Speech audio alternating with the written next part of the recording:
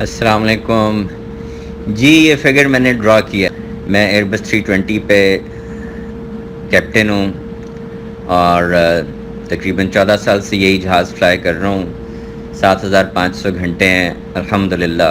اور میں check year مین بھی اس جہاز پہ رہا ہوں، جس کو پاکستان میں ڈیزگنیٹڈ چیک پائلٹ یا TRE کہتے ہیں.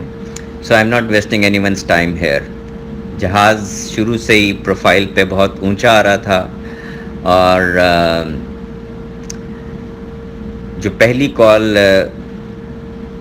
انہوں نے جو سنی گئی ہے، جو نیٹ پہ انٹرنیٹ پہ شیئر بھی کی گئی ہے، وہ 5 ناٹیکل مائل پہ ہے، جس پہ وہ 3500 فٹ کی بلندی سے 3000 فٹ کی بلندی پہ آ رہے ہیں. 5 ناٹیکل مائل کے فاصلے پہ ان کو آئیڈیلی 1500 فٹ پہ ہونا چاہیے تھا. سو کسی بھی معیار سے وہ پروفائل پہ نہیں تھے، جبکہ ATC نے بالکل صحیح ان کو کال دی کہ ٹرن کریں لیفٹ 180 ہیڈنگ پہ، تاکہ دوبارہ سے چکر لگا کے آئیں اور ڈسینٹ پروفائل پہ آ جائیں. انہوں نے انسسٹ کیا کہ وہ کمفرٹیبل ہیں، اور اسٹیبلشڈ ILS کی کال دی، جس کا مطلب ہے کہ وہ ڈسینٹ پروفائل پہ بھی بالکل ٹھیک ہیں اور دائیں بائیں بھی نہیں ہیں. تو اگر یہ دبئی وغیرہ میں ہوتے تو کنٹرولر ان کو کبھی بھی لینڈنگ کلیئر نہ کرتا، لیکن کیونکہ ہمارے یہاں کلچر ہی ایسا ہے، they insisted, so they were cleared for the approach.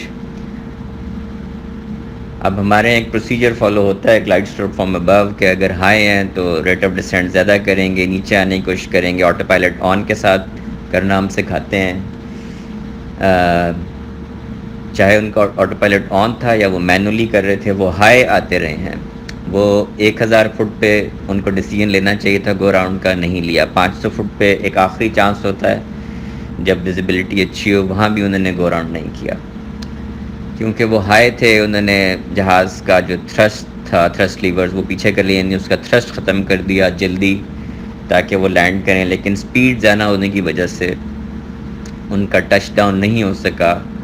اور تقریباً 3500 فٹ جب وہ رن وے پہ کراس کر چکے تھے تو کیپٹن نے ریئلائز کیا کہ لینڈنگ نہیں ہو سکتی، تو انہوں نے گو راؤنڈ کا فیصلہ کیا. اب جب انہوں نے گو راؤنڈ کا فیصلہ کیا تو اس میں اسٹینڈرڈ پروسیجر ہے کہ فلیپس ایک سٹیپ اوپر کریں گے اور لینڈنگ گیئر تب اوپر کریں گے جب جہاز تھوڑا تھوڑا کلائم کرنا شروع کر دے.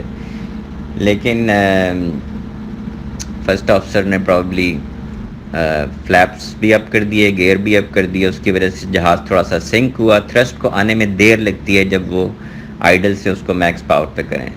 یہاں پہ تقریباً 4000 سے 45 فٹ پہ اس کے لینڈنگ گیئر اپ ہو گئے ہیں، اور اس نے جہاز کے انجنز نے رن وے کو ٹچ کیا، پہلے ایک پھر دوسرا پھر دونوں، اور وہ انجنز یہیں پر ڈیمیج ہو گئے ہیں. اب کیونکہ تھرسٹ آ گیا ہے، انہوں نے کلائم کیا، انہوں نے کہا ہم دوبارہ سے اپروچ کریں گے، لیکن یہاں بیچ میں کہیں ان کے انجنز نے پاور لوز کرنا شروع کی ہے اور ایونچولی وہ فلیم آؤٹ ہو گئے. جو تصویر بھی ایک شیئر کی جا رہی ہے نیٹ پہ، ان کے نیچے سے انجنز ڈیمیجڈ ہیں، اور لیفٹ سائڈ پہ ایک چیز نکلی ہوئی ہے، اس کو ریٹ بولتے ہیں، ریم ایئر ٹربائن. جب جہاز کی دونوں الیکٹرک AC بسز فیل ہو جائیں اور سپیڈ 100 ناٹ سے زیادہ ہو تو یہ آٹومیٹکلی ڈپلوائے ہوتا ہے ایمرجنسی جنریٹر کے طور پہ، اور کوئی کام نہیں کرتا. تو وہ نظر آ رہا ہے کیونکہ انجنز فلیم آؤٹ ہو چکے ہیں. لینڈنگ گیئر اپ ہیں کیونکہ انہوں نے ٹیک آف دوبارہ سے گو راؤنڈ کے بعد اپ کیے تھے. تو اب وہ انہوں نے کہا ہے کہ ہم 3000 پہ نہیں بلکہ 2000 مینٹین کرنے کی کوشش کریں گے، جو نہیں کر سکے. وہ 1800 پہ کوشش کی انہوں نے. اب فرسٹ آفیسر کی پینک سی کال ایک آئی ہے، جی کہہ کے اس نے ATC کو کہا ہے جلدی سے، اور اس نے کہا ہے کہ ہم we have lost both engines.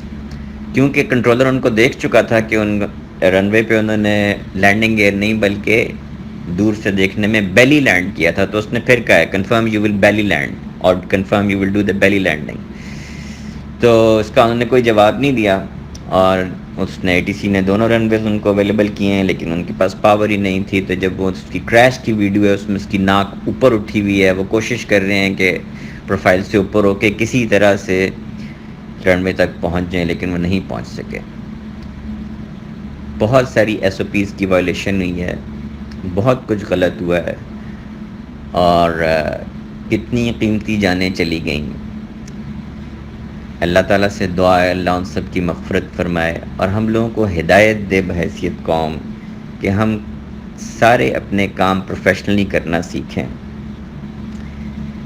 کتنی جانیں ضائع ہو گئیں اور اس کا جتنا دکھ کسی کو ہو سکتا ہے یہ تو ان سے کوئی پوچھے جن کے پیارے اس دنیا سے چلے گئے.